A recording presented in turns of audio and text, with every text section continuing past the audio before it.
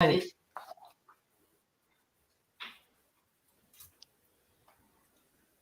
On est en live. Détends-toi, Silou. C'est parti.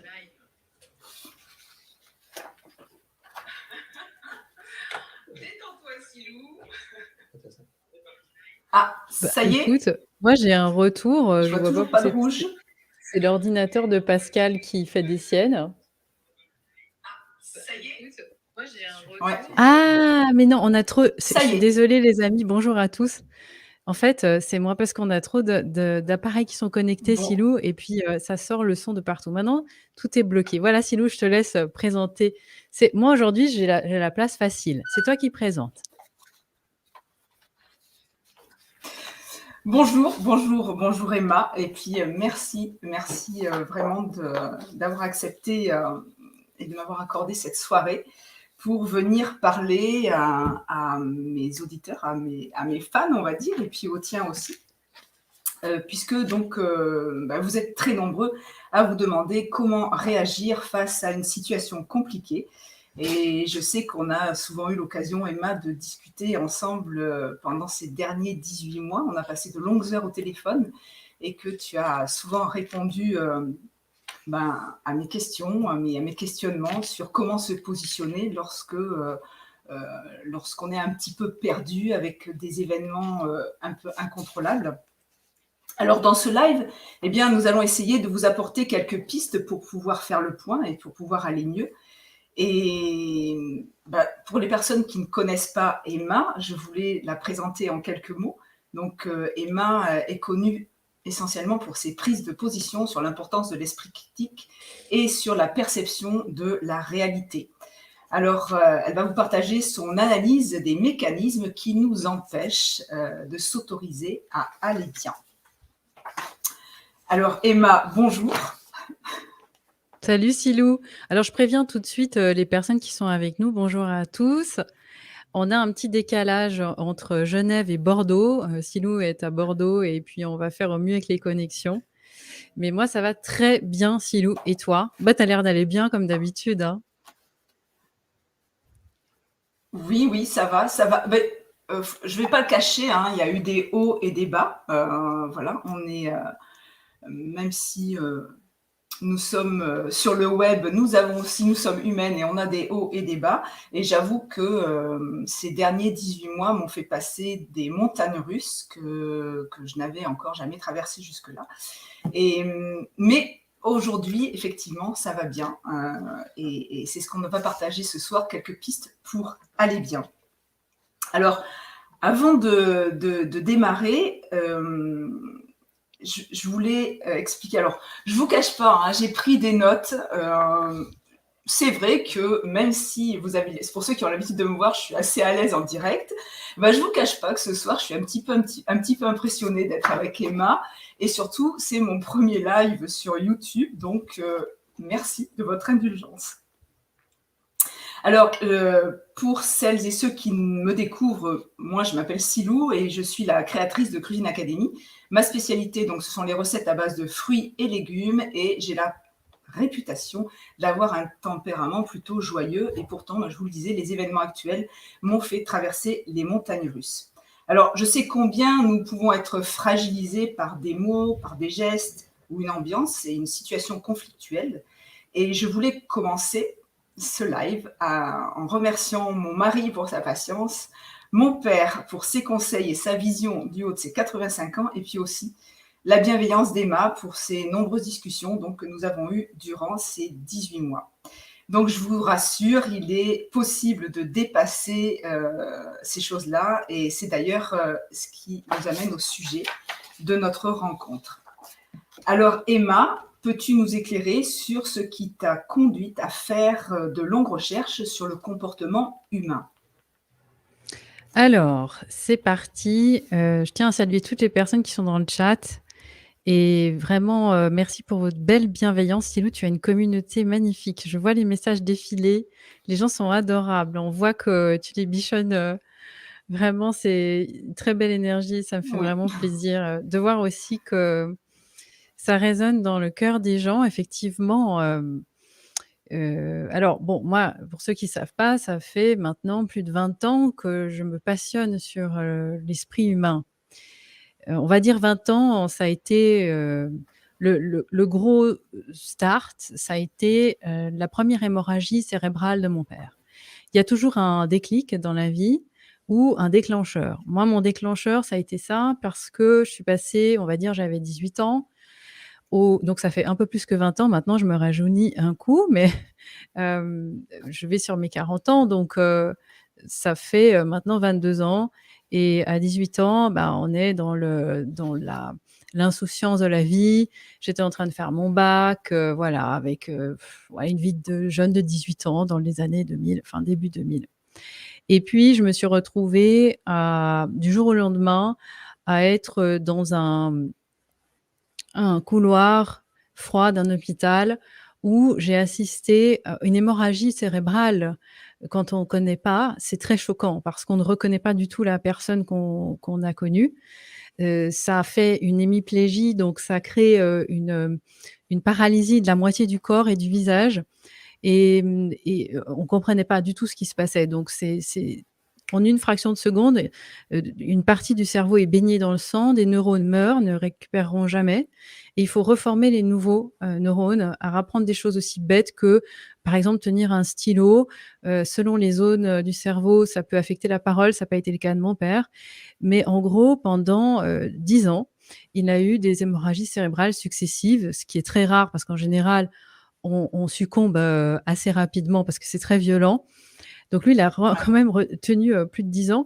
Et puis, ma mère m'a ouvert le chemin, on va dire, en étant déjà sur une voie de questionnement, de comprendre comment le cerveau fonctionne. Alors, c'est vrai qu'au départ, on se retrouve là à 18 ans en se disant, bon, ça a été très violent pour moi. J'avais une figure de mon père comme étant un homme fort et je me suis retrouvée à me rendre compte que tout pouvait basculer du jour au lendemain. Donc j'ai eu ce déclencheur-là qui en fait n'a fait que accentuer ce que j'avais déjà en moi puisque on va dire à mon adolescence, mon livre de chevet était le Larousse médical. Donc ça m'a toujours passionné, on va dire la biologie du corps, et puis, l'esprit en fait, hein. C'était vraiment pour moi, c'est pas dissocier ces 2 choses-là. Donc après c'est une quête sans fin parce on finit jamais d'apprendre le fonctionnement, d'une part, de soi-même, de l'individu et puis après le fonctionnement de la masse parce que ça aussi, c'est tout un chapitre dont on ne parle pas beaucoup. En tout cas, dans les universités, tout le monde sait qu'il y a des facs de psychologie, mais des facs de psychologie des masses, c'est moins connu et pourtant, c'est la clé pour comprendre, en l'occurrence, ce qu'on vit là maintenant, mais aussi, comment on arrive là. C'est-à-dire comment on peut, manipuler les masses, si les masses ne sont pas déjà fortes au niveau individuel. On se laisse embarquer dans des choses et ça, c'est ultra complexe, c'est comme un prisme, c'est passionnant. Et comme j'ai peut-être une fibre philosophique, puisque quand j'étais enfant, le métier que je voulais faire, c'était philosophe. Quand j'étais petite, je me souviens, je voulais faire plein de choses comme toutes les petites filles. Mais philosophe, ça me plaisait bien. Et parce que j'aimais poser les questions déjà. Alors, j'avais beaucoup de discours intérieurs. Et d'ailleurs, un des chapitres de cette dernière formation qui est sortie s'appelle Donner du sens à mes souffrances. Et donc, je vais finir ma réponse comme ça, Silou. C'est vrai que j'ai été passionnée et j'ai sauté dans tout ce qui concernait le comportement humain et comprendre pourquoi il fait certains choix, pourquoi certains vont bien, pourquoi certains vont mal. Eh bien, je me suis dit, sans la souffrance, l'être humain ne peut pas avancer. Donc la souffrance, c'est une opportunité pour enfin en finir avec ce qui nous met des bâtons dans les roues, ce qui nous rend alors malheureux, mais aussi des fois plats, hein, parce qu'il n'y a pas besoin d'être dans des vies dramatiques pour avoir une vie absolument inutile et terriblement triste en fait, hein, parce que ça aussi, pour moi, c'est un gros fléau. Les gens pensent souvent que le bonheur, c'est ne pas souffrir. Mais c'est pas ça en fait, hein. Pour moi, c'est pas comme ça. Et Oui. voilà, donc donner du sens à ces souffrances. C'est-à-dire, OK, j'en bave, je suis d'accord d'en baver, la vie, des fois, on a envie de la fracasser. Mais alors, dans ce cas-là, à quoi ça sert? Si ça ne sert à rien, autant se jeter d'un pont. Ça, j'ai toujours dit ça. Autant se jeter d'un pont si ça n'a aucun sens. Donc j'ai toujours voulu mettre du sens. Voilà, Silou. J'espère que j'ai répondu à ta question. Alors, d'où viennent, donc selon tes analyses et tes recherches, ces croyances qui nous empêchent de vivre pleinement? Waouh, mais ça, c'est une question qui mérite, une conférence de 2 heures, Silou. Qu'est-ce qui nous empêche, d'aller bien, pleinement? C'est ça que tu me demandes, hein? Oui, oui, oui. Quels sont les blocages? Qu'est-ce qu'on se met? Pourquoi est-ce que il y a des moments où on croit que tout va mal? C'est quoi ce blocage qui fait qu'on pense qu'on va jamais s'en sortir? Et puis, ben, est-ce que tu as un mode d'emploi, toi? Est-ce que tu as, je sais que tu as des pistes pour ça. Je voulais que tu en parles, des pistes. Comment tu parles souvent de sortir du jeu, de plus être dans la matrice. Et voilà, il m'a fallu un petit moment, moi, pour arriver à intégrer et à comprendre ce que tu voulais dire quand tu dis sortir du jeu. Et sortir du jeu, bien aujourd'hui, je crois que si on ne sort pas du jeu, ben, effectivement, c'est compliqué d'arriver à avoir un état d'esprit joyeux quand on est conscient du jeu qu'on veut nous faire jouer. Donc, pour ne plus jouer à leur jeu. Mmh. Alors moi, je vais dire, il y a pas un mode d'emploi, il y en a plein. Et puis, tu vois, Silou, comme vous, qui êtes avec nous ce soir, bonjour à ceux qui viennent de nous rejoindre, on est tous différents. Donc ce qui a pu être un mode d'emploi pour quelqu'un, ou pour toi, Silou, ou pour vous dans le chat, il y a 2 ans, par exemple, ce qui vous faisait du bien il y a 2 ans, vous faisait aucun effet il y a peut-être 10 ans et sera génial pour vous, dans 5 ans. Bon, heureusement d'ailleurs, parce que sinon on serait des machines. Donc il y a pas un mode d'emploi, mais il y a des façons de vivre et d'agir qui sont efficaces. Mais je dirais déjà, dans un premier temps, si on veut vraiment commencer à aller bien, c'est s'occuper de son entourage. Ça, c'est une discipline de faire. Et combien de personnes, Dieu sait maintenant, depuis plus d'1 an et demi, ont perdu des amis, se fracassent en famille, sont sur le point, si ce n'est pas déjà fait, de se séparer ou de divorcer. Alors, en fait, ce que j'aimerais dire déjà dans un premier temps, c'est que c'est pas une histoire uniquement de méthode à suivre. Ça, ce serait bien quand on veut être, le bon élève et continuer d'être dans le, comme on dit, ce côté, scolaire. Alors, c'est facile, hein, on va sur internet, il y a toutes les méthodes qu'on veut de coaching, on vous vend du rêve, enfin bref. OK. Ça, on va dire, ça peut convenir si on se contente de peu. Maintenant, quand on veut vraiment aller au fond des choses et puis qu'on se dit: «Mais et si tout ce que j'avais vécu jusqu'à maintenant n'était qu'un échantillon de ce que je pourrais vivre?» Si on commence à tout redéconstruire, je parle beaucoup de déprogrammation aussi. Déjà, une des premières choses, c'est s'occuper de son entourage. Pourquoi? Parce que déjà, c'est vrai que dans Déclic, je parle beaucoup du conjoint. Je pense que tu as remarqué, Silou, toi qui as vu ces vidéos et ces podcasts, je parle beaucoup du conjoint. Pourquoi? Parce que déjà, en général, on passe 8 heures par jour dans la même pièce que son conjoint quand on dort. Donc déjà, énergétiquement, on dort, on partage notre lit. Le moment où on est censé rebrancher ses batteries et se remonter, enfin, tout le monde peut visualiser que quand on n'a plus de batterie sur un téléphone, on le branche. Eh bien, nous, c'est la nuit qu'on fait ça. Alors déjà, si la nuit, on dort mal parce qu'on est ou en conflit ou que ça ne va pas ou qu'il y a de mauvaises énergies dans son lit, ça commence déjà par là, d'aller bien. C'est de choisir la personne avec qui on partage son lit. Ensuite, évidemment, on va nous dire: «Oui, mais on ne peut pas forcément toujours choisir sa famille». Alors ça dépend des croyances. Moi, je n'impose rien, chacun ses croyances. Mais certaines personnes vont dire: «Oui, mais en même temps, c'est toi qui as choisi cette famille pour ton évolution personnelle». Alors là, personne ne pourra jamais prouver l'un ou l'autre. Moi, je laisse ouvert, j'ai mon opinion, mais elle ne regarde que moi. Et puis ensuite, il y a ses amis. Donc ça demande de redéfinir beaucoup de choses. Et c'est vrai que souvent, je remarque que les personnes qui vont le mieux sont les personnes qui se posent le plus de questions.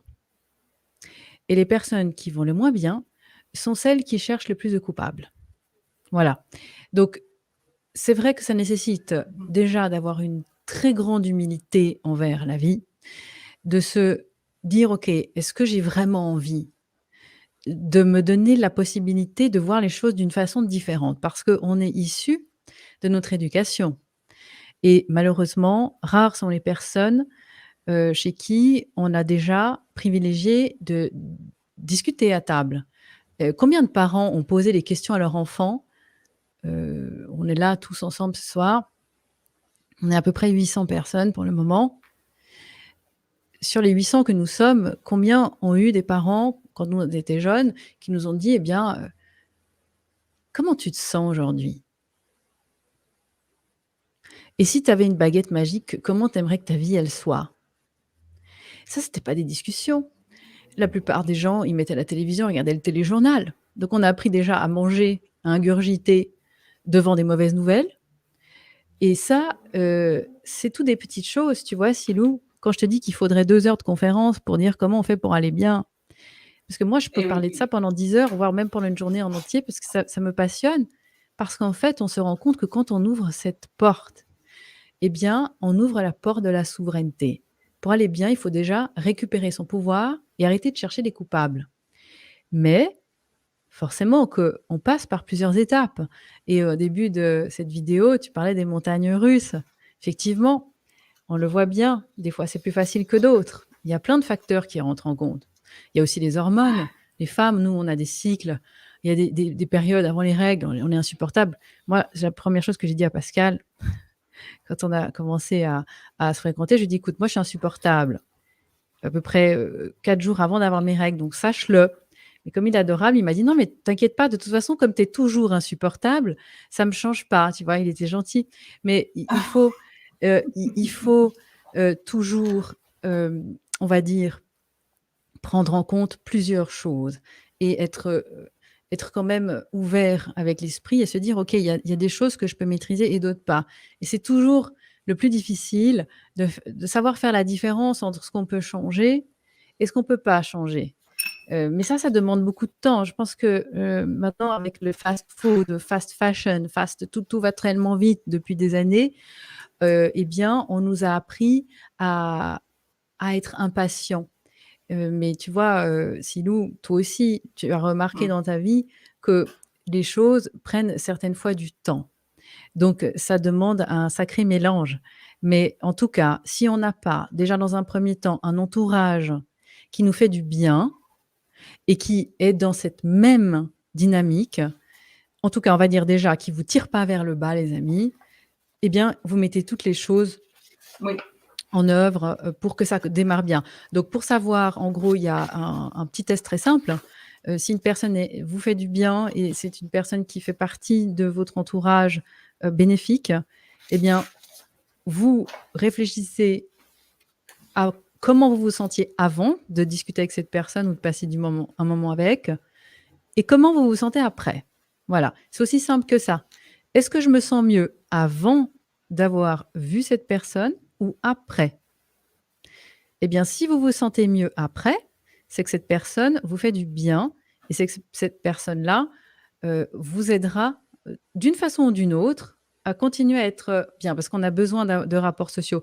Mieux vaut avoir une personne bénéfique dans son entourage que d'avoir 15 ou 20 amis qui passent leur temps à vous dire que vous êtes égoïste et puis qui vous jettent leurs problèmes et leurs poubelles émotionnelles sur le dos. Voilà. Et si vous vous sentez mal après, eh bien, ça va être difficile parce que vous allez quand même peut-être vous rendre compte que finalement, il va peut-être falloir rompre les liens avec certaines personnes. Et là, vous allez sûrement vous sentir coupable et vous allez sûrement commencer à rentrer dans le cercle vicieux de mais quand même, ça fait 20 ans qu'on se connaît, je peux pas quand même arrêter une amitié, avec tout ce qu'on a partagé. Vous allez rentrer dans ah oui, mais avec tous les souvenirs. Mais il n'y a rien de pire que ça. Au nom des vieux souvenirs. Ok, bien, c'est très bien. Mais ça fera partie des choses, à travailler pour vous autoriser à aller bien. Voilà, Silou, je suis désolée, je fais des réponses à rallonge, mais en même temps avec les questions que tu poses, tu me lances sur mes terrains, de jeu préférés là. Après, moi, c'est ce que j'aime bien en tout cas, puisque donc c'est vrai que j'ai suivi ta formation, la formation Déclic, passionnément. Et ce que j'aime bien dans ta façon d'expliquer les choses, parce qu'elle correspond aussi à ma façon, à moi, d'aimer intégrer les informations, c'est que c'est pragmatique. Voilà, on se pose des bonnes questions, on répond à certaines questions. Et puis effectivement, si on joue le jeu, eh bien, voilà, si on est clair avec soi, si on est honnête, si on ne se ment pas, parce que je crois qu'il y a beaucoup de gens finalement qui veulent pas voir la réalité en face. Et là aussi, alors c'était une question, mais ça va partir loin. Je voulais te demander, c'est quoi pour toi la perception de la réalité? Et puis je voulais aussi que tu nous racontes, parce que j'aime bien cette histoire, que tu nous racontes l'histoire de la carte postale. Parce que ça, c'est quelque chose que j'ai trouvé extraordinaire et tellement vrai et expliqué de façon tellement simple. Et je pense qu'effectivement, cette histoire de la carte postale, ben, tout le monde se la fait, se la raconte. Et je te laisse dire la suite. Oui, alors, Donc, bon, c'est quoi la perception de la réalité pour toi? Et puis, l'histoire de la carte postale.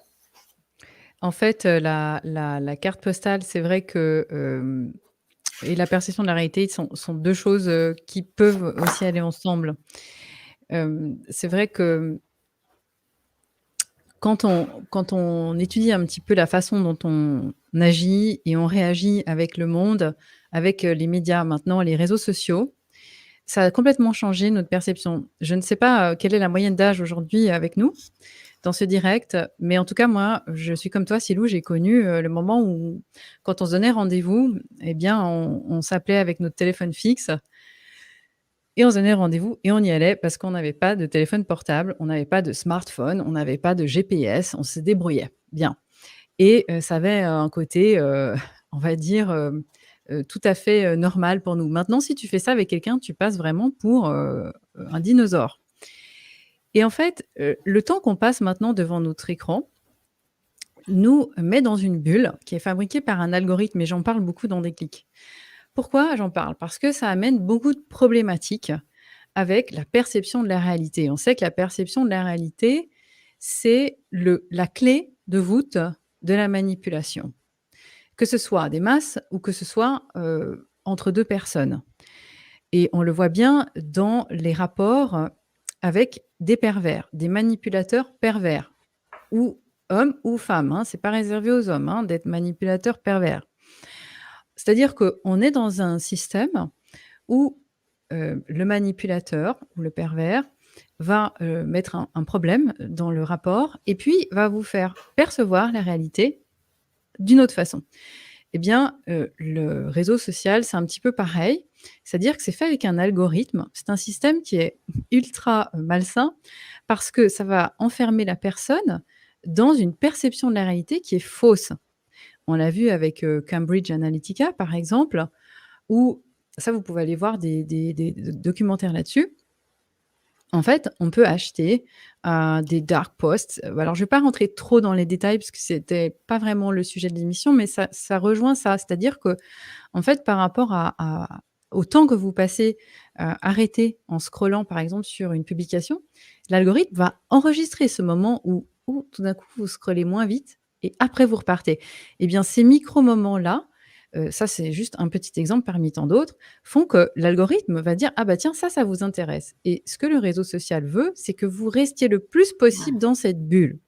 Parce que le produit, c'est vous et le client du réseau social, c'est l'annonceur. C'est celui qui va payer pour mettre sa pub, de baskets, d'habits, de parfums, de maquillage, de voitures, peu importe. Donc leur but, sur ces réseaux sociaux, c'est que vous restiez le plus longtemps possible dans une perception de la réalité qui correspond à vos attentes. Donc vous allez voir que des publications qui vont dans votre sens et ça va commencer à créer une réalité sur mesure pour vous, pour que vous restiez là. Mais ça ne veut pas dire que cette réalité-là est la somme de ce qui se passe. C'est juste un angle de vue. C'est comme si vous êtes dans une pièce, par exemple, vous êtes au milieu d'une pièce carrée, vous regardez devant vous. Donc, vous allez voir tout ce qu'il y a devant vous, de gauche à droite. Mais par contre, vous n'allez pas voir tout ce qu'il y a derrière vous. Donc, ça, c'est déjà important de le savoir. Et là, on prend tout le temps l'exemple de ce qui se passe depuis 1 an et demi avec le Covid, mais au final, c'est valable pour tout dans la vie.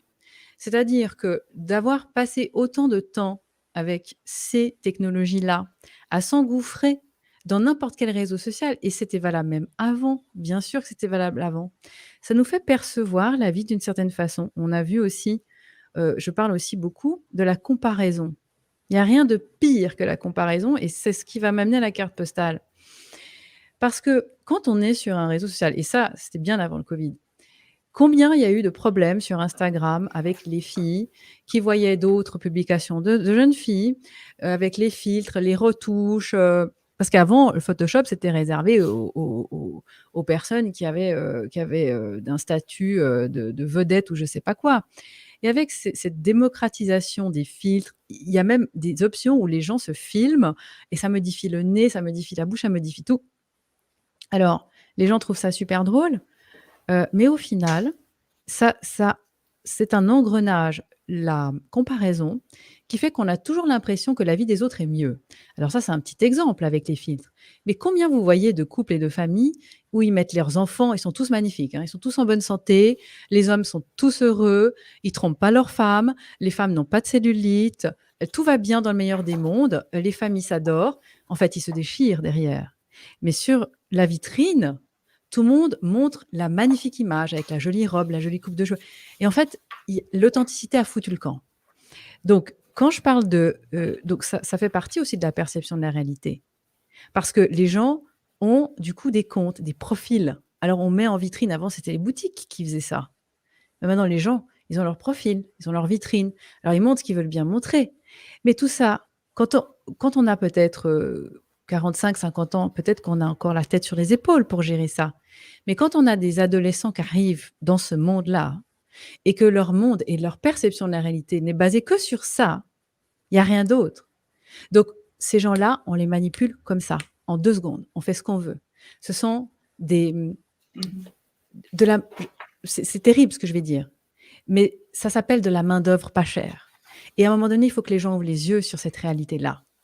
C'est que les jeunes sont devenus de la main-d'œuvre pas chère, surdiplômés, au chômage. Voilà la réalité.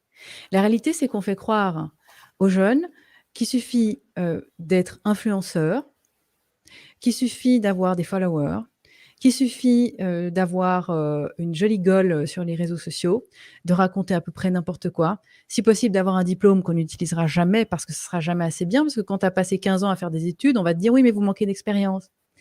On n'apprend pas aux gens à connaître leurs valeurs. On apprend aux gens finalement à réagir et pas à agir. Et donc la carte postale, Silou, que tu as tant aimée, eh bien, ça fait partie d'une expérience personnelle, hein. C'est une conclusion aussi parce qu'à un moment donné, quand on cherche le sens dans la vie, on se rend compte que on commence à l'école et on a tous été à l'école, la plupart en tout cas, malheureusement, pour avoir des bonnes notes. Donc, vous vous souvenez, les pires pervers professeurs étaient ceux qui rendaient les copies tu sais, quand ils donnaient la meilleure note et puis la pire à la fin. Mais il y en a qui commençaient par la pire et puis de temps en temps, ils changeaient. Et toi, tu es là et alors une fois, tu attends qu'on te donne ton nom le plus vite et une fois, et ça commence comme ça, la comparaison. C'est déjà, tu as l'impression d'être le pire nul de la classe. Il y en a d'autres après qui s'identifient à ça parce que si tu es intelligent, c'est que tu es forcément avec les losers. Enfin, c'est tout microcosme en fait. Où déjà, depuis l'école, on nous apprend à travailler pour avoir des bonnes notes. Donc, on n'en a rien à faire de ce qu'on apprend, c'est juste pour avoir des bonnes notes, c'est pour passer. Et puis pour que papa et maman, si possible, ne nous fassent pas trop la guerre à la maison. Et ensuite, une fois qu'on a nos diplômes, eh bien, ce que je dis dans la carte postale, en général, on fait quoi? On se cherche une femme ou un mari. OK, on va trouver un bon travail pour avoir un salaire, pour avoir, si possible, 4 semaines de vacances dans un endroit pas trop dégueulasse. Et puis à la fin, bah, on va faire des enfants. Et puis on va se dire, bah, c'est magnifique parce que quand on a des enfants, on est heureux. Quand j'aurai des enfants, je serai enfin heureuse. Et puis le mari va dire, bah, quand j'aurai une femme sympa, je serai, bah oui, simplement qu'en général, ça se passe pas comme ça. Quand les enfants arrivent, bah, le mari se dit, bah, ma femme, elle me regarde plus, elle s'occupe plus de moi. La femme, elle se dit, bah, mon mari, il en a rien à faire, il fait jamais rien à la maison, c'est toujours moi qui fais tout. Et puis finalement, bah, dans la carte postale, on se dit, bon, bah, on va prendre un chien parce qu'on n'a pas encore le chien, tu vois. Alors on va prendre un joli labrador parce que c'est sympa, puis c'est le chien des présidents, donc ça fait un peu stylé. Donc on prend le chien, puis finalement, bah, personne s'en occupe, alors il faut encore le caser pendant les vacances. Et puis, au bout d'un moment, une fois que tout est rempli dans la carte postale, qu'est-ce qui se passe? Bah, les gens, ils divorcent. Et c'est là, en fait, une fois que tu te rends compte que rien n'a de sens quand les choses sont faites comme ça, sans se poser les questions, mais pourquoi en fait je fais ça? Pourquoi? Il y a encore, il y a encore tellement de dans les familles, de croyances limitantes, d'handicap. Les gens sont encore tellement enfermés dans le besoin de reconnaissance de leur famille. Les gens sont incapables, pour certains, de se dire: «Ah bah, en fait, moi je veux avoir des enfants, mais je ne vais pas me marier». Mais il y a des familles où c'est inenvisageable. Il y a encore et tu vois, en 2021, on a des technologies incroyables, mais l'esprit humain a encore un sacré, sacré paquet de travail à faire avant de s'autoriser chacun à se dire: «Ah bah, tu sais quoi? Ma vie, peut-être qu'elle te plaît, peut-être qu'elle te plaît pas, mais c'est comme ça». Et pour accepter ça, effectivement, il faut se rendre compte qu'on a voulu remplir une carte postale. À un moment donné, eh bien, ça commence par là, aller bien, c'est se dire: «Bah, ouais, peut-être que j'ai voulu remplir cette carte postale. Jusqu'où j'ai envie de la remplir? Jusqu'où j'ai envie de remplir cette carte postale si elle n'a aucun sens, en fait?» Et voilà le début de effectivement de faire le point dans sa vie, c'est ça, Silou. Alors, également dans nos discussions, tu disais que si on attend que la source du problème cesse pour aller bien, la source du problème que la plupart des gens mettent à l'extérieur, en fait, eh bien, on va pouvoir attendre longtemps. Parce que les problèmes extérieurs, en fait, faut se rendre compte qu'on a que très peu d'influence dessus. Donc, pour aller bien, euh, qu'est-ce que tu pourrais nous donner comme petite explication, comme petite chose? Qu'est-ce qu'on attend pour aller bien? Qu'est-ce qu'on peut mettre en place tout de suite? Quelle est la première question? Allez, on va dire quelle est une des premières questions qu'on pourrait se poser pour commencer à aller bien quand on est dans une situation. Alors c'est vrai qu'on a dit qu'on n'allait pas parler de vaccins. Je vois dans le chat des personnes qui disent qu'on ne répond pas aux questions. Mais bon, là, si on ne veut pas se faire censurer, on ne veut pas aborder ce sujet-là. Donc, on va le traiter sous la forme de problèmes à régler quand on se retrouve face à une situation où on a un problème conflictuel à régler, un problème que ce soit familial ou personnel avec le travail. Qu'est-ce que je fais? Je le fais pas. Quelles questions on peut se poser pour être en accord et en paix avec la réponse qu'on va se donner? Est-ce que je suis claire? Oui, bien sûr, bien sûr. Alors, l'histoire de la censure, c'est quand même aussi quelque chose de très important, les amis, à intégrer parce que si on ne se pose pas les bonnes questions, si on ne prend pas de la hauteur avec ce qui se passe, on va droit dans le mur. Donc, on peut se dire: «Oui, mais on se limite». Alors, bon, déjà, moi, je ne suis pas juriste. J'ai fait 1 an de droit à l'université, les amis, je ne vais pas vous être très utile. Pour rappel, l'année passée, en 2020, j'ai fait 4 recours. 4 recours contre l'État, à mon nom parce qu'on n'a pas eu le temps de faire. On voulait au début faire une fondation, puis après une association et quand on voyait le temps qui courait, eh bien, on s'est dit: «On n'a pas le temps». Alors on le fait parce que, bon, je ne vais pas rentrer dans les détails juridiques, mais souvent les gens pensent qu'il suffit de faire un recours, il suffit de faire une plainte et moi, en fait, je me suis lancée, corps et âme là, à faire des recours concrets. Donc on a contesté des amendes, des fermetures administratives. Je rappelle qu'on était le seul commerce à Genève à dire: «Ici, on n'oblige personne à porter des masques», hein, en 2020. Si tout le monde avait fait comme ça, on n'en serait pas là aujourd'hui, hein. Donc prendre ses responsabilités, c'est ça, c'est se positionner et dire: «Bah, nous, basta, maintenant». Oui, ça, c'est Pascal qui passe les vieilles coupures de presse de l'année passée, donc la youtubeuse anti-masque, j'adore, hein, oui, mais bon bref et du coup, j'ai fait aussi des recours abstraits. Un recours abstrait, en gros, c'est même si vous n'avez pas d'amende et que vous n'êtes pas lésé, vous pouvez faire un recours abstrait contre un décret. Et qu'est-ce que j'ai réalisé? Eh bien, j'ai réalisé que même en faisant recours, vous savez qu'un décret, il a un temps de départ et un temps de fin. C'était le cas, en tout cas en 2020. Eh bien, vous faites recours contre le décret numéro 1. Donc, le temps que ça soit instruit, etc., il arrive à échéance, puis hop, il y a le 2 qui sort. Donc, du coup, tous les frais de justice et les frais d'avocat qui sont faits pour le 1, ils sont plus valables. Il faut recommencer une procédure pour le 2, et ainsi de suite. Donc, même avec les dossiers béton qu'on avait, même avec toutes les études, ça concernait au cinéma, qu'on a prouvé tellement de choses. Pour moi, c'était un cas clair. Ça veut dire que c'était réglé comme ça.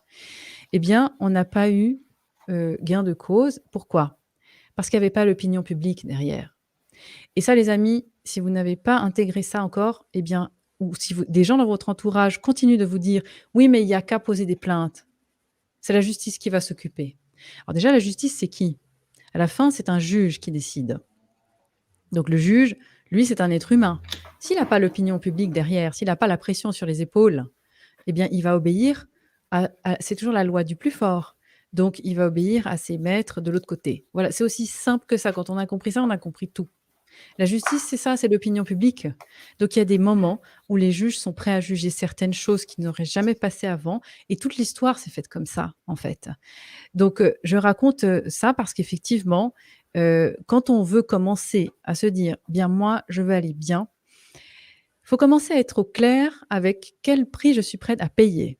Et moi, en 2020, je l'ai dit haut et fort, eh bien, je n'aurai aucune limite parce que ma liberté n'a pas de prix.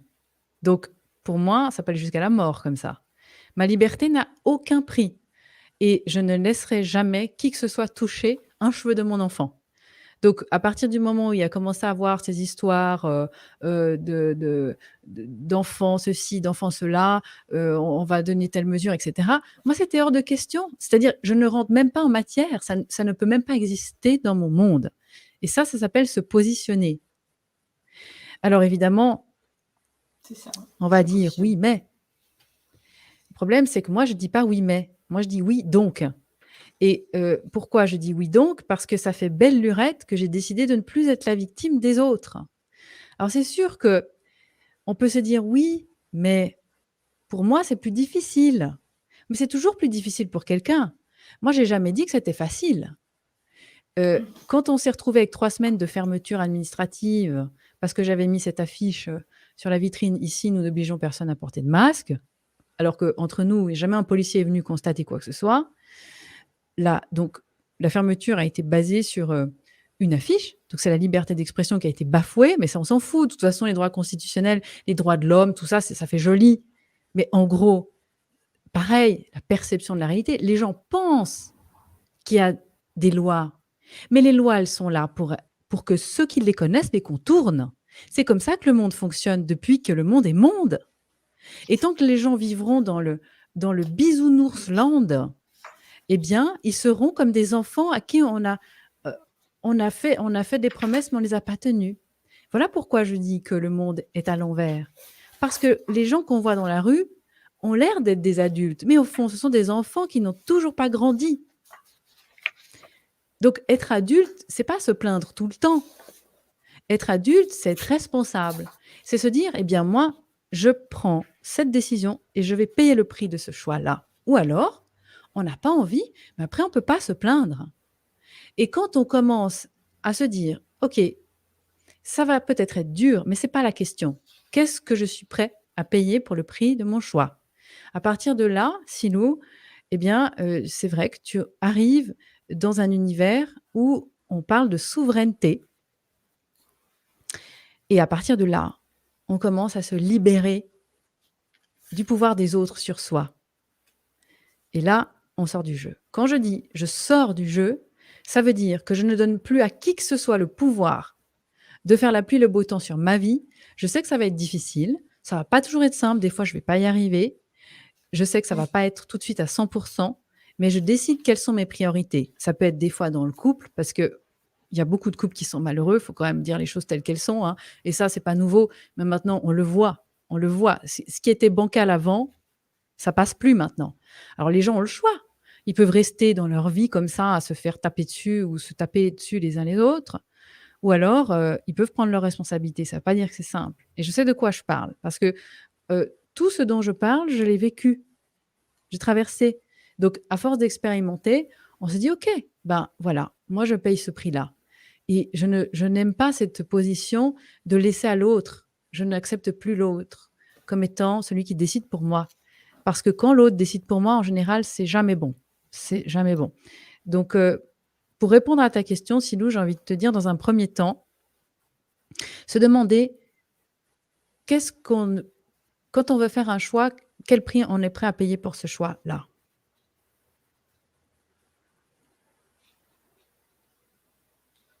Et après, quand on répond à cette question, il faut passer à l'action. Moi, je pense que le passage à l'action dans toute situation, alors je vais parler dans mon cas, dans ces 18 mois qu'on a passés où j'avais l'impression d'être comme un lion en cage.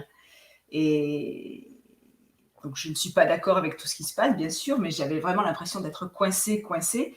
Et je n'avais pas de visibilité à long terme. J'avais l'impression que j'avais plus de projet.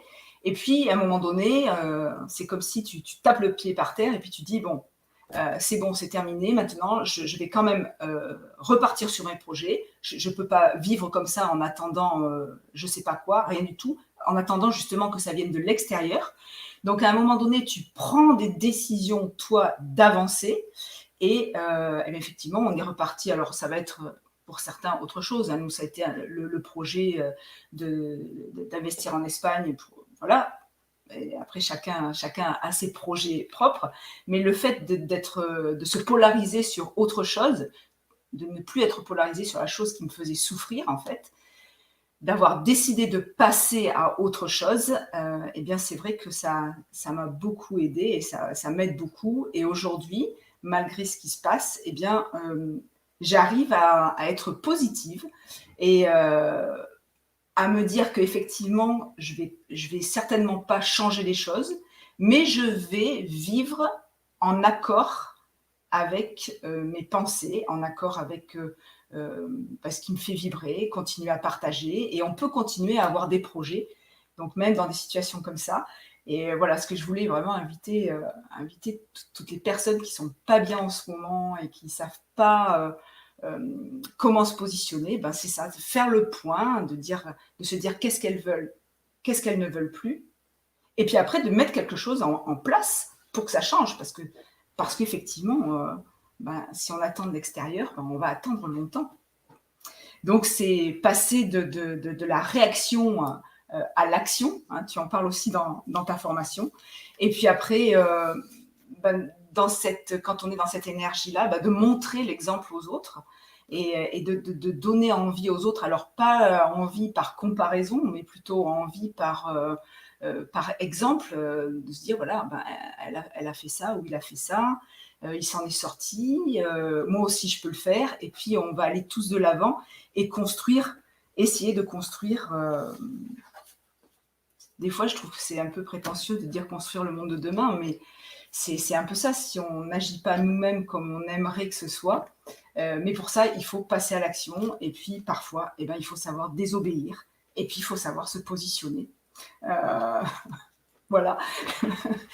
Emma, je vais regarder, je ne sais pas s'il y a des petites questions sur les côtés. Je vais regarder et puis je vais te redonner la parole pour avoir également ton point de vue, effectivement, sur ce passage à l'action, sur mettre des choses en place pour arriver à prendre position et ne plus se sentir en position de victime.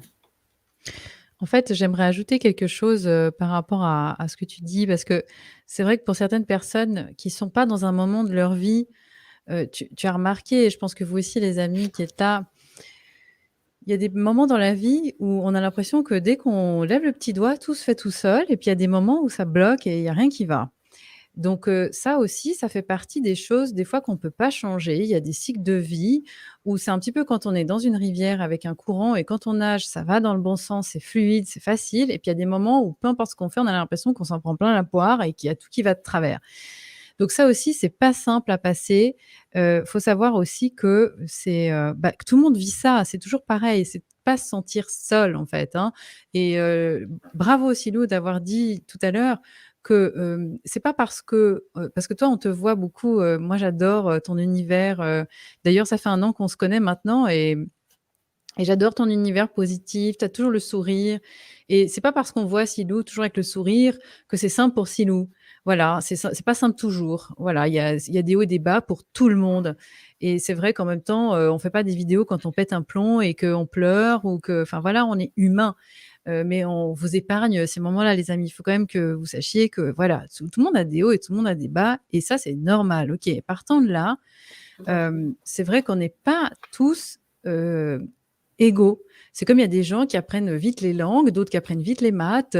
Voilà, donc pour certaines personnes, eh bien, ça va être plus simple d'être résilient, comme on dit, et puis pour d'autres, bah, ça va être un petit peu plus dur, parce qu'il y a aussi tout un phénomène hormonal dont je parlais tout à l'heure. Donc ça aussi, faut aussi s'occuper du corps et de l'esprit. C'est pas juste l'un ou l'autre. Voilà, c'est les deux ensemble.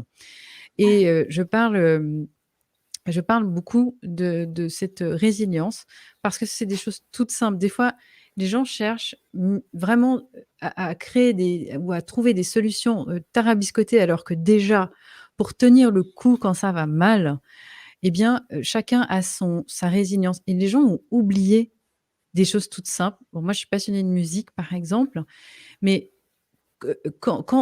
par exemple, quelqu'un qui a cette passion de la musique, qui écoute une musique qui te met dans un état où tu sens que tu as plus de limites, où tu es connecté à quelque chose, je ne sais pas forcément comment l'expliquer là. Eh bien, ça te remonte. Il y a des gens pour qui c'est danser, chanter, des choses simples, aller se balader en forêt, se reconnecter avec des choses simples où on sent des odeurs d'herbe, de nature, des choses toutes bêtes, toutes simples, qui sont gratuites. Et finalement, les gens, des fois, c'est tellement simple, ces petites choses-là, mais à force de les mettre bout à bout, Qu'on on n'y pense commence à pas. se sentir mieux et on commence à récupérer son énergie. Déjà, comment on peut se positionner et faire des bons choix et être prêt à payer le prix de ces choix si on est démoli et qu'on n'arrive même pas à se dire ah bah tiens je vais passer un moment avec moi-même où je me sens bien. Les gens ont peur de la solitude alors que la solitude est extraordinaire parce que les gens confondent la solitude et l'isolement. Or, pour aller bien et avoir des bons liens avec les bonnes personnes, il faut avoir une solitude qui nous apporte quelque chose, où on va se remplir avec un bon livre, avec une bonne vidéo. Surtout ça aussi, les amis, j'insiste sur le fait, tu vois, Silou, quand tu demandes des choses pratiques, vous êtes très nombreux à être dans un tourbillon anxiogène depuis plus d'1 an et demi. Et c'est pour ça que sur notre canal Telegram, on a posté l'autre jour, s'il vous plaît, faites bien attention au contenu que vous regardez et au contenu que vous partagez, parce qu'il y a énormément de fake news, il y a énormément de gens qui font des reportages qui ne sont pas factuels, où il y a beaucoup d'émotionnel, il y a beaucoup de suppositions. Et quand on est dans cet état de panique avancée, en fait, on entretient tout le temps. Donc, l'angoisse attire l'angoisse. La peur attire la peur. Et la clé pour sortir de ce merdier, c'est de dépasser la peur. Et les gens pensent que le contraire de la peur, c'est le courage. Mais c'est pas ça. Le contraire de la peur, c'est l'amour. Donc, tant que les gens restent dans la peur, ils restent sous contrôle. Et ce qui se passe et ce qui est triste, c'est que souvent, on a envie d'avoir juste un haut-parleur pour dire à tous ces gens qui sont dans la rue, parce qu'il y en a beaucoup des gens qui manifestent. Mais en fait, on est toujours dans le même problème tant qu'on manifeste et qu'on ne sait pas pourquoi on fait ça. Si on manifeste en se disant « j'ai besoin que le gouvernement entende ce que j'ai à dire pour que ça change », on est cuit comme un rat, on est fait comme un rat. Parce que le gouvernement, il sait ce qu'on veut depuis longtemps. Il a toujours su, en fait. Puisqu'on veut ce qu'il décide. Les gens sont manipulés depuis des lustres. Par contre, si on se dit « Ok, je vais faire des rencontres », c'est pour ça qu'à la limite, le principe de quelque chose de fixe est beaucoup plus efficace que des cortèges. Alors, les cortèges, c'est sympa, on voit, on se sent moins seul. Mais quand les gens marchent, ils n'ont pas le temps de discuter, de faire des rencontres, de se mettre en réseau. Et c'est ce qu'on voit maintenant, ça part un peu dans tous les sens. Alors oui, on voit qu'il y a une unité, oui, mais concrètement, est-ce que les gens ont fait de nouvelles connaissances? Est-ce que les gens se sont mis en réseau? Est-ce qu'ils ont commencé à se dire: «Ah bah tiens, on va se mettre ensemble, on va se serrer les coudes», hein? Tu vois, toutes ces choses-là, c'est vrai que c'est important aussi de parler de ça parce que Et ce oui, sont des oui. choses simples. De se regrouper, oui. De se regrouper, de se soutenir et de se voir, d'arriver à se voir, parce que c'est vrai que communiquer sur le web, ça reste aussi un peu trop virtuel. On a vraiment besoin de se rencontrer, de se faire. Moi, j'ai envie d'organiser, je pense que je vais le faire, d'organiser un de ces quatre, une bouffe. Il y a plein de gens qui vont venir à la maison et puis on va rediscuter et puis voilà, on va oublier tout ce qui se passe. Et ça ferait vraiment du bien parce que je crois que ça manque à tout le monde de se retrouver, de se regrouper C'est ça. et de plus parler et de parler d'autre chose et de parler de projets et de parler de voilà de parce que on tourne en rond honnêtement. C'est vrai Mmh. qu'aujourd'hui on se dit plus bonjour ça va, c'est bonjour et toi t'es vacciné, tu l'as fait, tu vas le faire. C'est horrible quoi. Est-ce que tu On es courageux tourne ou en pas? rond. Ouais c'est ça, oui oui c'est ça. Bon courage. Avant Pierre Rabhi souhaitait bon courage aux gens quand ils passaient à table. Vu ce qu'on nous donne à manger. Et maintenant, c'est voilà, bon courage si tu vas si Alors, tu veux je vais obéir rajouter au aussi une chose, gouvernement. Célou, Et parce que ça rejoint, beaucoup de commentaires dans le chat. Effectivement, heu, beaucoup de personnes aussi sont fatiguées et à juste titre parce que ça fait ça fait maintenant des mois et des mois qu'elles essayent de faire comprendre aux autres, et cetera. Bon, alors déjà, quand on accepte qu'on ne peut pas sauver le monde, qu'on n'est pas Dieu, ouais, ça va déjà mieux. On peut effectivement, mais ça, c'est valable pour tout, hein. C'est surtout valable pour le reste et puis ça se vérifie là maintenant en période de crise Covid, mais au final, quand quelqu'un veut aller bien, il tend la main et puis ceux qui veulent l'aider, ils prennent la main. Mais on peut pas sortir la main des poches d'une personne pour lui dire: «Mais viens, je te on peut montre pas le vrai forcément. chemin». Parce qu'en PNL, donc tu sais, sinon moi ça c'était une des premières passions que j'ai eues, la programmation neurolinguistique. On dit: «La carte n'est pas le territoire». Et ça veut dire quoi? Ça, les amis, si vous avez cet outil dans votre boîte à outils, ça va vous servir toute votre vie. La carte n'est pas le territoire, ça veut dire que si moi, je te dis que, par exemple, on a tous vu cette image sous devant mes yeux, j'ai un 6, l'autre, il va te dire: «Non, c'est pas 6, c'est 9 parce qu'il est en face et il le voit dans l'autre sens». Eh bien ça, c'est typique dans ce qu'on vit maintenant. C'est-à-dire, si vous avez votre façon d'envisager le bonheur. Moi, je l'ai vécu dans une amitié très forte avec, un homme que j'aime beaucoup toujours, que j'ai connu depuis très longtemps et j'avais ma vision du bonheur. Il était avec une femme et j'avais l'impression qu'il était malheureux. Il se plaignait beaucoup, tout le temps. «Ça va pas Emma, oh là là» et puis il y a ci, puis il y a ça et moi, chaque fois, j'essayais de trouver des solutions pour mon ami et puis un jour, je lui dis: «Mais c'est pas possible, tu vas être malheureux toute ta vie» et tu vois, Silo, sans s'en rendre compte, il m'a donné une grande clé de vie. Il m'a dit: «Mais Emma, qui t'a dit que j'avais envie d'être heureux dans cette vie-là?» Alors je peux te dire que ça m'a sacrément servi dans la vie parce que je me suis dit: «Mais en fait, est-ce que j'ai déjà vérifié avant de donner un conseil à quelqu'un, si cette personne avait envie d'écouter ce que j'avais envie de lui dire?» Et ça, c'est la base dans tout, dans tout, dans tout, dans tous les amis. Si vous faites cette question-là Oui. avant de discuter avec votre conjoint, vos amis ou je ne sais pas quoi, parce que maintenant tout le monde c'est: «J'en peux plus, les gens me traitent d'égoïste parce que je me fais pas vacciner». Bon, bah, ça, en fait, il faut savoir une chose, c'est que si on c'est terrible, je sais, les gens détestent quand je dis ça, mais au final, quand ils y réfléchissent, ils se disent: «Putain, elle avait raison, en fait, c'est vrai». Si on vous dit que vous êtes un égoïste, c'est que vous avez besoin de l'entendre pour vous libérer de ça. Parce que moi, par exemple, personne ne me le dit. Personne ne vient me dire ça. Bon, on vient me dire d'autres choses. On a tous quelque chose à travailler pour se libérer et les gens qui attire le jugement, t'es égoïste, t'es pas sympa. Franchement, t'es le seul. Moi, je donne un exemple, un couple que j'aimais beaucoup, qui est dans la région parisienne.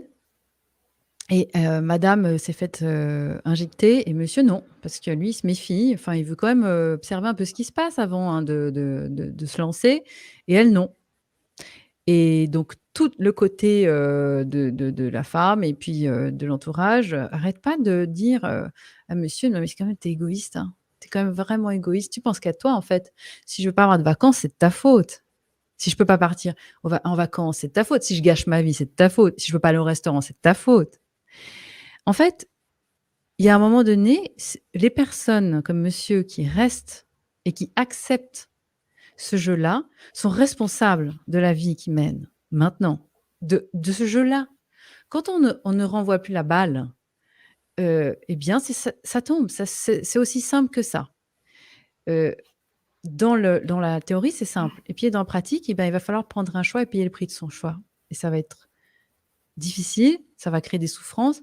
Mais je n'ai jamais connu quelqu'un qui s'est libéré d'un problème, les mains dans les poches, en sifflotant et en buvant un mojito. Moi, j'ai jamais vu ça. Alors, si quelqu'un a connu des gens qui ont fait des grandes avancées dans leur vie, qui se sont libérés de chaînes au bistrot du coin en buvant un mojito, bah, qui me disent, parce que alors pour moi, ça serait vraiment une grande première. Voilà, je te laisse la parole, Silou. Tu as peut-être des questions à transmettre.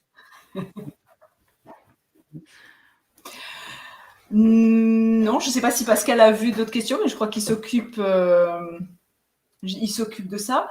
Moi, je vois que, écoute, on vient déjà pratiquement de passer 1 heure ensemble. Je t'avais promis que je ne voulais pas te mobiliser trop de temps parce que je sais que tu m'as parlé, je vais livrer, tu m'as dit que ta vessie avait une capacité d'1 heure. Donc, on va arriver au terme de cette capacité. Et avant de terminer ce live, moi, j'avais envie de partager avec tous nos auditeurs eh bien, ta formation Déclic, parce que je l'ai suivie, je l'ai attendue avec impatience. On en a parlé longtemps, tu m'en parlais avant qu'elle sorte. Et je l'ai suivie et j'ai trouvé que c'était une formation qui aidait vraiment, c'est vrai, à se poser les bonnes questions. Et puis, ce que j'ai beaucoup aimé, c'est la façon dont tu as présenté cette formation et la partie podcast où tu nous parles avec ta voix sublime, parce que c'est vrai que tu as vraiment une voix, on va dire, envoûtante, relaxante.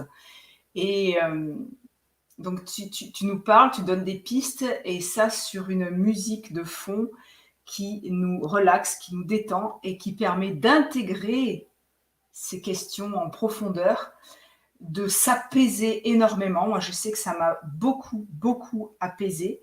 Et j'ai un mental qui fonctionne très vite, qui fonctionne tout le temps. Et pour les personnes qui connaissent ça, c'est parfois un peu handicapant parce que, en fait, même la nuit, ça gamberge tout le temps. Et je ne suis pas une adepte de la relaxation. C'est pas un outil que j'utilise. C'est un outil, on va dire, que j'ai expérimenté en profondeur avec ta formation et que j'ai beaucoup apprécié. D'ailleurs, je réécoute régulièrement le soir, soit le 1, soit le 2, soit le 3. Je choisis.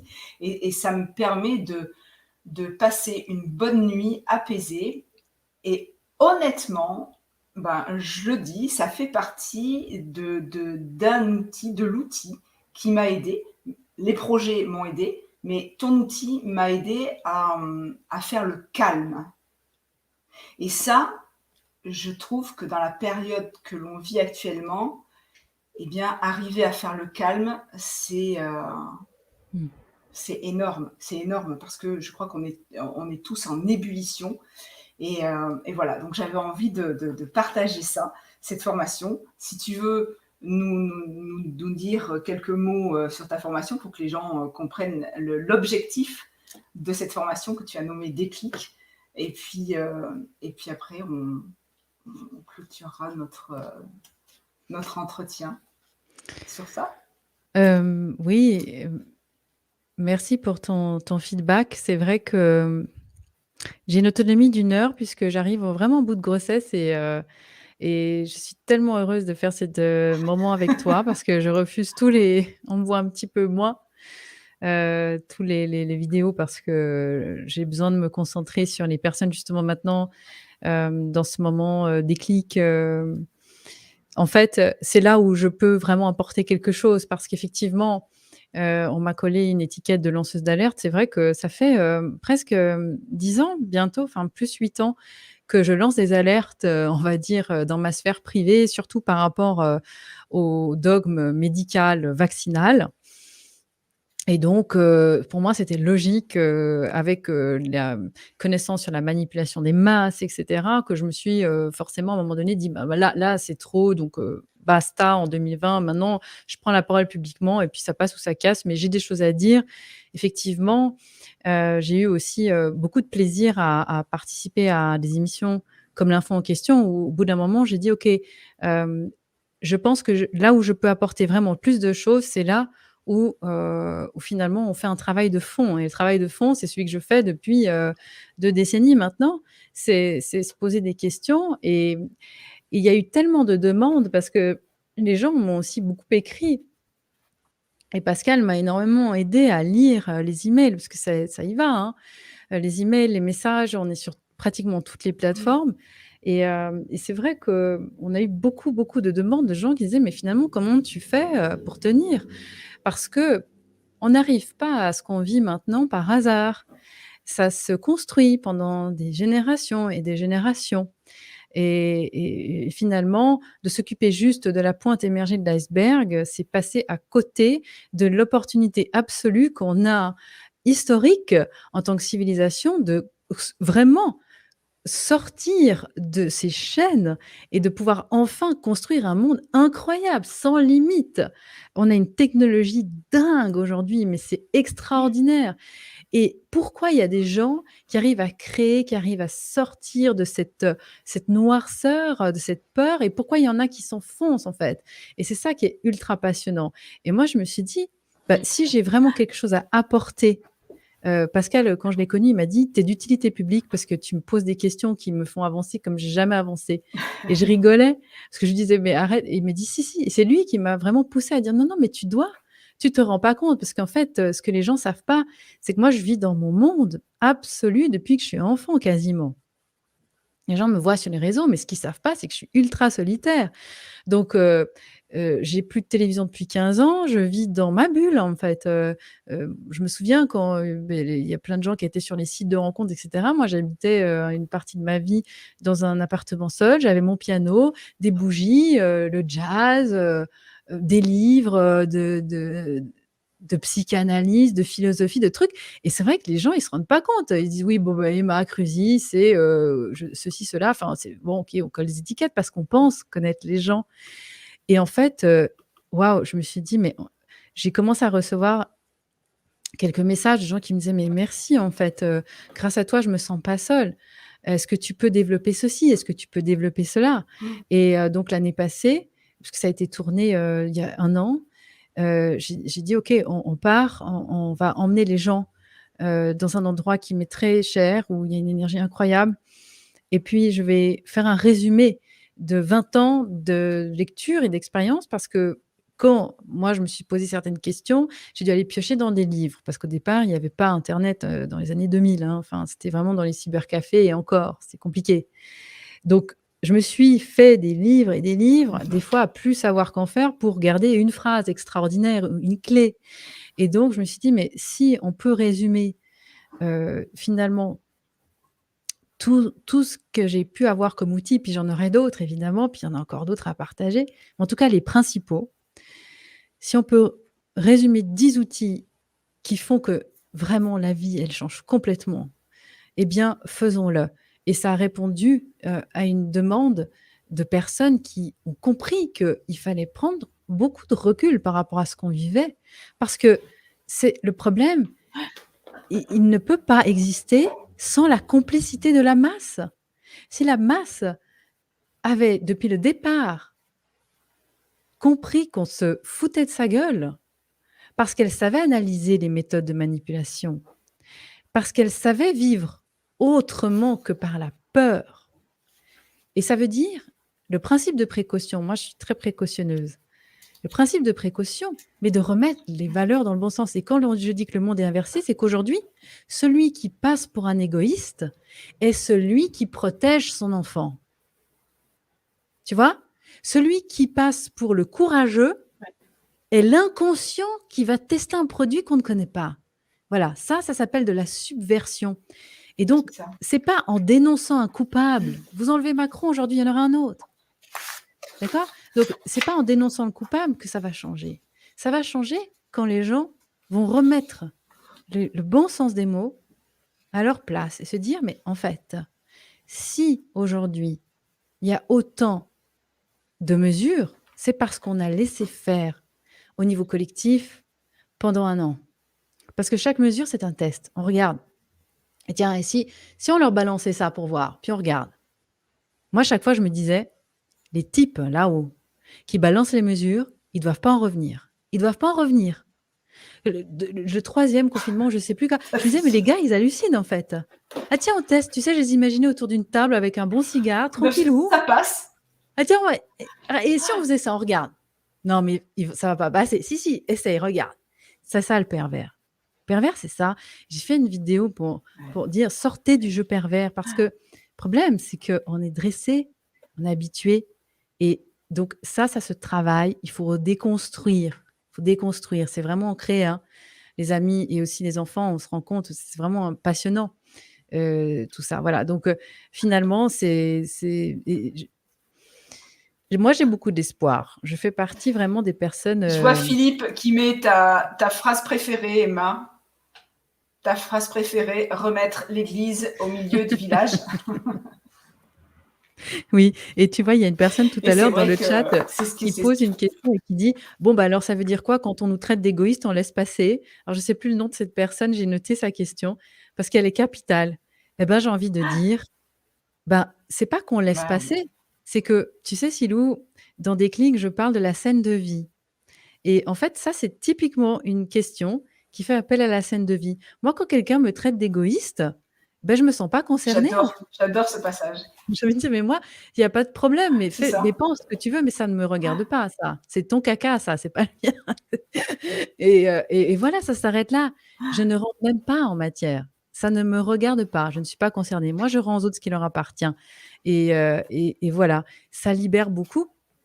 Mais ça se fait pas dans la tête, c'est un déclic. Vraiment, il y a un moment donné où on intègre le concept, on se dit « Ah mais ouais, en fait, ça m'appartient pas, ça. » Parce que si moi, je me justifie parce que l'autre me traite d'égoïste, ça veut dire que l'autre doit aussi se justifier parce que moi, je le traite d'égoïste. Et on retombe dans le 6-9. La carte n'est pas le territoire. Donc, vous voyez, les amis, qu'au final, voilà, ça n'a aucun sens. Voilà. Super, Emma. Mais écoute, c'est vrai, je pense qu'ils vont tous redemander d'autres lives pour pouvoir développer d'autres sujets, comme l'histoire de la scène de vie. Ça, j'ai adoré également ce passage. Je trouve ça génial. Ta façon de nous faire imaginer les choses, enfin, pas qu'imaginer d'ailleurs, de nous faire comprendre concrètement comment se passent les choses. Et c'est vrai que cette histoire de scène de vie, c'est génial. Et à chaque fois qu'il se joue quelque chose, là, je viens d'avoir, je ne vais pas détailler, une scène de vie, quelqu'un qui a voulu monter dessus. J'ai dit non. Et quand tu vois le jeu, en fait, tu le vis beaucoup mieux.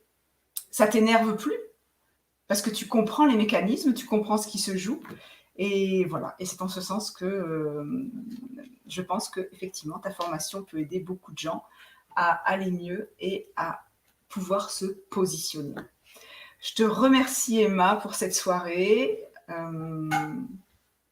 Merci à toi, Silou, pour ton accueil. Merci à toutes les personnes qui étaient là. Repose-toi bien. Si vous en voulez d'autres, il suffit de les mettre en commentaire. Vous allez sonner les cloches, Silou. Enfin, vous savez où nous trouver de toute façon, Silou ou mon compte. Voilà, si vous voulez d'autres épisodes, on les fera avec plaisir. Quelqu'un demandait pour quand était le bébé. C'est prévu mi-septembre. Donc, ça effectivement, ça compte aussi parce que ça m'épuise beaucoup. Bah, en fait, ça fait 1 an et demi qu'on n'arrête pas, on a cumulé, plus de 200 heures, de vidéos que vous pouvez toujours aller voir d'ailleurs sur Emma Cruzy parce que tout est là. Vous pouvez télécharger les contenus ou les podcasts, les partager, les réécouter, les émissions. Et puis il y a une nouvelle Ou les émission qui sort podcasts. bientôt, justement sur, qui s'appelle Faux départ, pour les parents ou pas d'ailleurs. Ça concerne, les scandales liés aux médicalisations de la naissance, et je commence cette belle émission avec, Julie Bonaparte qui a fait une méthode, que tout le monde, enfin beaucoup de personnes en tout cas connaissent et voilà donc, il y aura toujours des nouveautés et pour nous, c'est très important de continuer à vous informer les amis sur plein de pans de votre vie qui en fait, vous allez peut-être les traverser sans vous poser la question et en fait, nous, on aime bien les voir dans les coulisses et on se rend compte que, bah, tout est lié. Donc c'est vrai que cette formation Déclic, c'est vraiment pour les gens qui veulent aller plus loin, et c'est vraiment une grosse boîte à outils. Mais Silou, en tout cas, sache que c'est un grand plaisir pour moi. Tu es quelqu'un de très particulier. Et d'ailleurs, les amis, quand on se téléphone avec Oui. Silou, c'est au moins 2 heures d'appel et c'est toujours très intense. Donc au final, on s'est dit: Ouais, «Bah, 2-3 heures. pourquoi pas faire plutôt un live que de se téléphoner?» Ça Partager nos discussions. Merci à toutes et tous. Je vous souhaite une excellente soirée et puis je vous dis à très bientôt pour une nouvelle vidéo. Salut les Au revoir amis. Emma. Salut et vous pourrez l'avoir en replay, hein. Il y a beaucoup de gens qui ont demandé, oui, oui, vous pourrez l'avoir en replay. Ciao!